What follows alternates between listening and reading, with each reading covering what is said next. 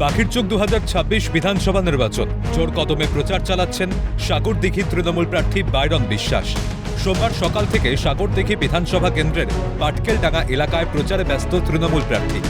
চন্দনবাটি মোড় থেকে bike rally শুরু হয়ে বিনোদনবাটি, দিয়ারা, শাহাপুর সহ বিভিন্ন এলাকা পরিদর্শন করেন প্রার্থী বাইরন বিশ্বাস।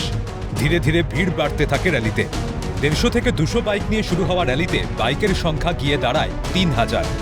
হাজার হাজার মানুষের উচ্ছ্বাস উদ্দীপনায় উৎসব মুখর হয়ে ওঠে এলাকা। নির্বাচন যত এগিয়ে আসছে সাহস ততই বাড়ছে।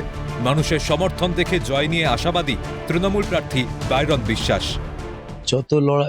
যত এগিয়ে আসবে লড়াই তত শক্ত হবে, এটা নতুন কথা নয়, এটা হওয়ারই কথা। আর হচ্ছেও, শক্ত টাফ হচ্ছে। কিন্তু আমাকে মনে হচ্ছে কি জানি একটা উপরওয়ালার একটা মানে আশীর্বাদ নেমে এসছে। ধরুন আমার ভয় কম হচ্ছে, যতটা নির্বাচন কাছে আসছে আমার মনে হচ্ছে সাহস আরো বেড়ে যাচ্ছে। সে কি হবে রেজাল্টের প্রতিফল আমি জানি না, কিন্তু প্রত্যেকেই আশাবাদী।